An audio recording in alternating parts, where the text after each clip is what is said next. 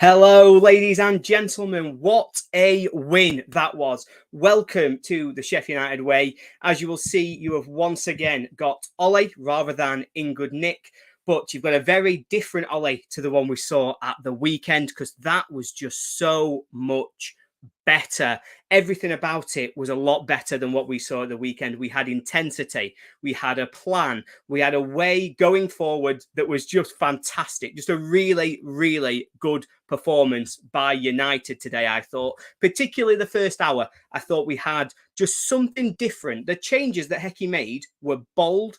They were gutsy, shall we say, because I'm trying to think about what I thought at kickoff when I saw that team, when I saw that Norwood wasn't playing. Now, Norwood has not been in good form, but the idea of him not playing scared me a little bit because Norwood always plays and dictates everything that United do. And he wasn't playing tonight. I saw a change up front where Jebison's come in for McBurney, and you thought, oh, I hope it works. And my God, did it work. That performance was so much better than what we saw at the weekend. We had intensity, as I say. I felt as though the midfield were pushed forwards. We were winning the ball back deep and playing it forwards with a little bit of speed, little bit of pace, and really trying to get forwards today. And that was brilliant to see. And as I say, completely different to what we've seen before. Now, there are still bits that I think we need to work on. That first half, when we were really on top, when we were really pushing them back, we struggled a little bit for creativity. And so we want to see a little bit more on that. And of course, we still had one or two defensive mistakes, but that's not what this is about today. This is about the changes that Hecky made. He's coming for a lot of criticism the last few days. Particularly, I'll be honest, I gave him quite a bit of criticism after our performance at the weekend. So getting that right, making really big, bold calls and getting them right was absolutely huge and made a massive difference to how I'm feeling about this United team and how I'm feeling about our chances going forward. That's a 6-point gap now to Middlesbrough. Whatever happens, we don't play at the weekend, but we will still be in second place at the international break. We can get some rest for some of our players who look like they need it. And we can also just refocus on getting back to our style of play that we've seen a lot more of today.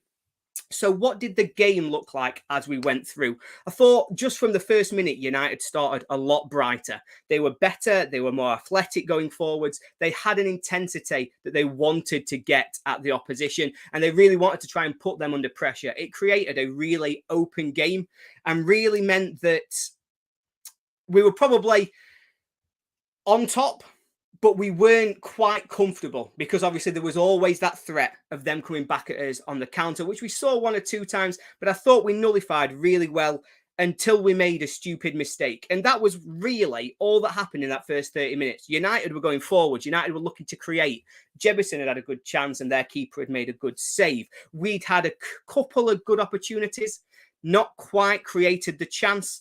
And then, of course, we got the sucker punch. And at the time, I was fuming. I'm going to be honest with you. You know, we do a bit of a sloppy clearance, but you should be fine for that. You follow it out. You make sure that they're not coming through you easily. And we saw, actually, they played through us really, really easily.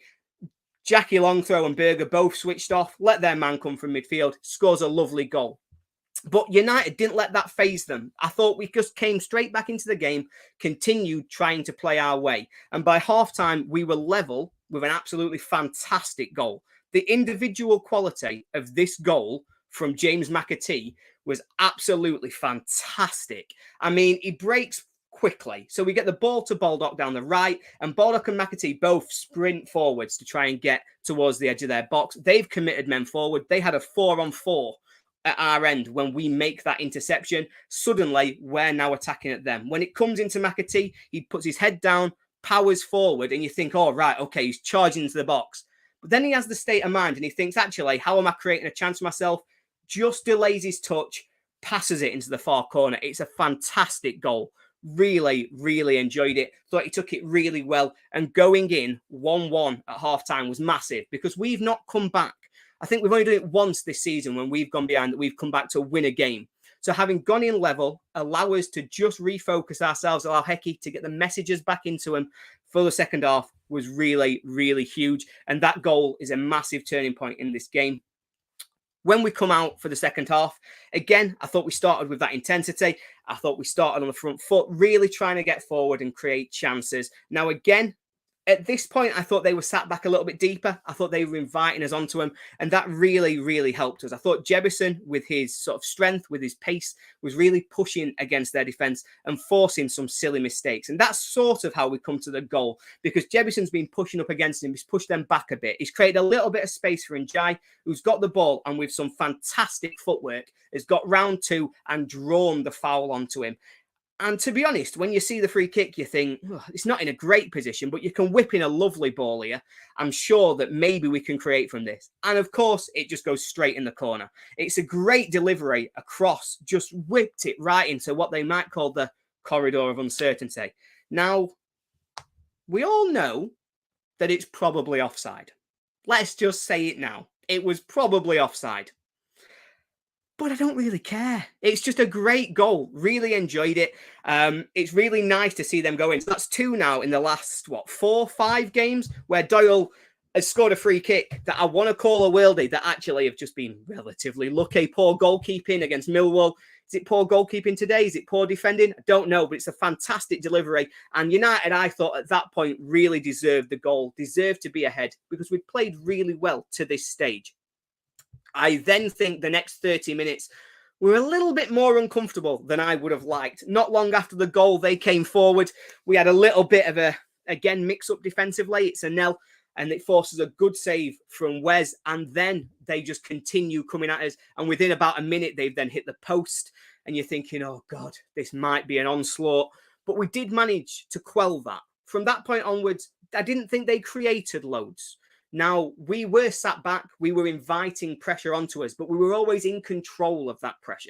It's something we saw a lot when we were in our really good run. Just after the World Cup, United went through numerous games where people at that point said we weren't playing that well, but once we got ahead, we weren't giving up chances. We were stopping teams coming at us. And that's what we did again for the last sort of 25, 30 minutes of this game today. Is we sat in, we made it so they couldn't create any chances against us, and we always carried a little bit of a threat that we could get out. And that always worries teams. So I thought today we saw what we wanted to see for an hour, which was a better performance, which was United getting forward, which was United really trying to take the game to the opposition. And then we saw something that really reassured me that, we have made defensive mistakes. We've made a few. We made one in this game that's a shocker to give a goal away. But we did also see a version of United that can just be organised, that can stop other teams creating against them, and that can really just nullify their attack and see games out. So that was great to see. I think in terms of calling out players, I thought, generally speaking, everybody was pretty good tonight. Like I say, there are some questions in there where, we have things around that.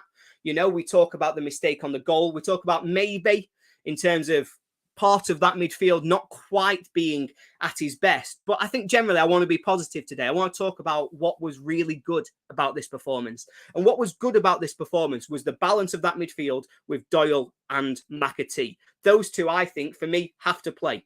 If we're putting Norwood back in, then he has to come in for Berger, because McAtee and Doyle give us something different. You see McAtee going forward. You see his close control. You see a little bit of speed from him.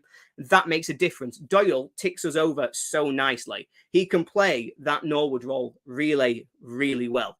And he did it against Spurs, and he did it again tonight. And I think that's massive to see. I think one of the things that I think sometimes we take for granted, shall I say, in terms of Ollie Norwood's performance, is his defensive stats and what he does in terms of winning the ball back. But we've seen that from Doyle today. I think he got something like the second most ball recoveries on the pitch. And that, for me, is a real staple of Norwood's game. And it's brilliant to see it from Doyle. So I think those two have got to have cemented their place in our midfield. And they have to keep themselves in that team, because they've more than earned their spot. I think Daniel Jebison, for those who follow me on Twitter, I put out what turned out to be a relatively controversial tweet about United's winning record so far this season when Billy Sharp plays. But you know what?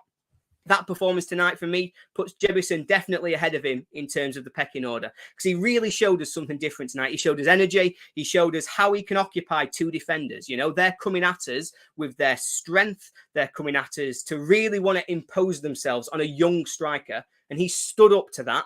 And he really, really impressed me, I thought. I don't think he'll be first choice. I still think McBurney will come back in unless we're going to change a little and maybe try 2 up top. I still think McBurney will be first choice, but Jebison definitely deserves a shout out because I thought he was very good today. And of course, I shouted him out at the start and I'll shout him out again now, Paul Heckingbottom.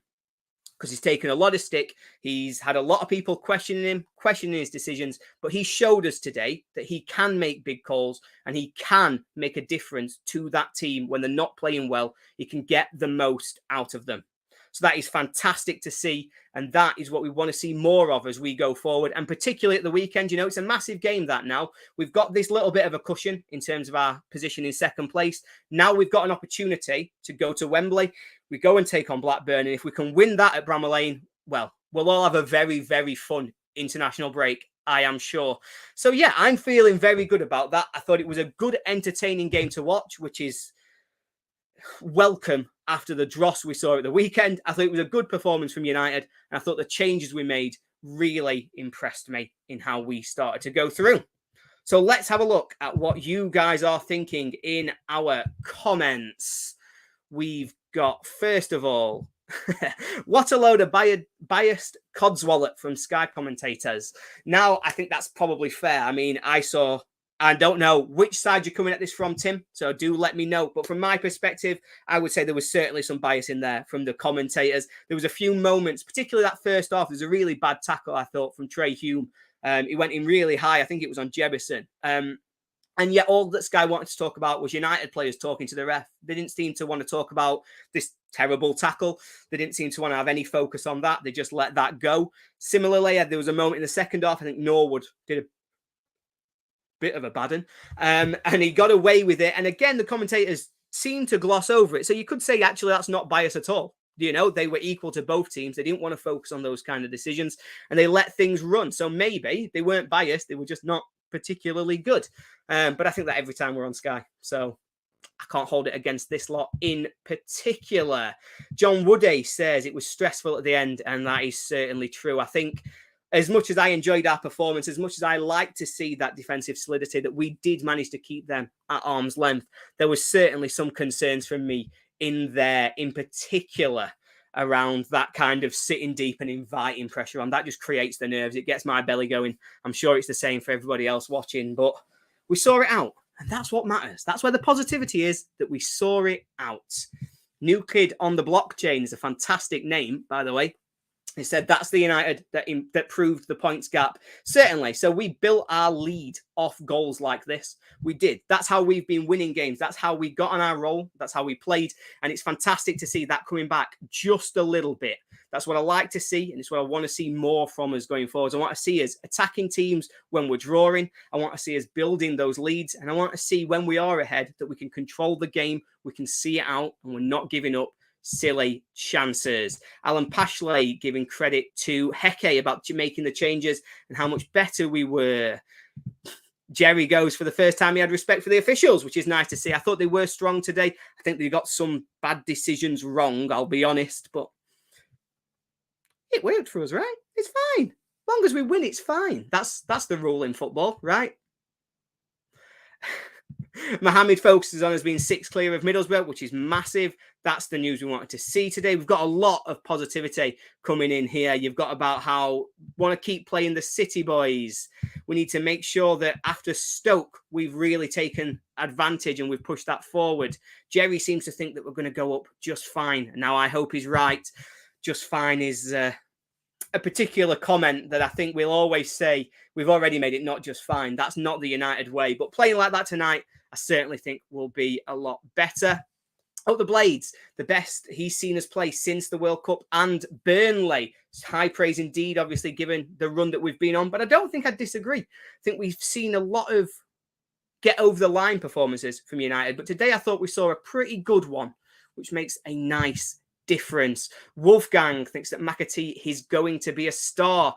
Now, I couldn't agree more about his progress this season. I'm sure we all remember that first away game that he played. He started away at Luton, I think it was, and he was really poor. He was taken off at half time. He was bullied off the ball. But on games like today, he's shown us just how far he's come, because particularly with his goal, he showed a quality and a quickness of thought that not many players at United have got are capable of doing. And that's fantastic to see. And that's what's going to take people far. You become a really good player if you can match your technical ability to your mental ability. And you can think about the game and see the opportunities that others don't. And we've seen so many players in the opportunity that McAtee had would have just head down, run to the byline, or even potentially wouldn't have put their head down at all and would have shot from 25 yards. He really took the time to think about that chance. He managed to get forwards. He knew just when to delay, which created the space for the shot. I really, really liked that goal. I just loved it. And so I think his development has been brilliant, and it's really good to see. Of course, it's not all positive, and Cetic is right. He's picked out there Sander Berge being a little bit of a luxury. I thought, again, wasn't his best performance tonight. I thought he started brightly, 10 or 15 minutes, but we know that's what Sander does. He plays good for 10 or 15 minutes and then is anonymous for the rest of the game. I think for me, what I'd like to see is probably the two Man City boys with Norwood. Now, Norwood, again, hasn't been great for a few weeks. His cameo today off the bench wasn't fantastic, but I would like to see him come back in. And I think that's the three that I'd be looking for going forwards. So I think they're the three that have probably put themselves ahead of the others to get themselves into the team and to really be the ones who are taking us forward. Danny Marshall, result we needed tonight. I thought Baldock was man of the match, brought the fight to Sunderland, wasn't happy with the last 20 minutes. And I think that's fair. I think that's not a bad summary, to be fair, Danny. I thought Baldock coming back into the team was a big, big difference. I thought with their wingers, how quick they are, how good they are, because we saw how good they were today, particularly Roberts, I thought was really dangerous. I think having somebody like Baldock in there was key. I think he probably now owns that shirt as well. I'd like to see him continue in that position. The last 20 minutes, they were difficult. But as I've said, while I didn't particularly enjoy watching it, and it very much made me nervous, I still think that it was, now that we've got through it, I'm positive about what that means about the team, even if I don't want to see us doing it every week, because just sitting in and inviting pressure always scares me. Always scares me. Latte Master has picked out Jebison, and I think that's fair. I thought he had a good game. I want to focus on that myself. Portland, Oregon Blade is watching in Atlanta Airport, which is nice. I hope you're flying somewhere lovely and have a nice holiday or return home well. In terms of the ref giving a ref card for Sunderland, I agree. Thought it was a really bad tackle from Hume. I touched on it before. But then, we do get a little bit lucky with the offside. They maybe will complain about the Norwood tackle. So it's possible that we just say, you know what, we'll let that happen and we'll take that on the chin. I think a really nice way for us to finish this one off is Patrick Wilson, well played from a Sunderland fan. And that is the main thing for me. I thought the Sunderland fans I've spoken to so far have been really complimentary about United. They seem to have enjoyed the game as well. I think they're a good team. I think it's a shame for them, the injuries they've had going forward, Diallo being out, Stewart being out. That's really taken the wind out of their season. But they're a good side, and I think we'll certainly see more of them next season. But hopefully we'll not be here to care. So that's a fantastic win for United. We've got positive news that we're now 6 points clear. Positive news that we won. Positive news that McBurney didn't get booked and now doesn't have a 2-game suspension. And overall positive news that I'm going to wake up tomorrow morning in a fantastic mood, and I'm not going to complain about going to the office, because when I had to get up on Monday after Luton, I was absolutely miserable. Honestly, you would not want to have been sat next to me, because I wasn't there for it. Whereas tomorrow, well, they're still not going to want to sit next to me, but that's more my personality than because I'm going to be in a bad mood.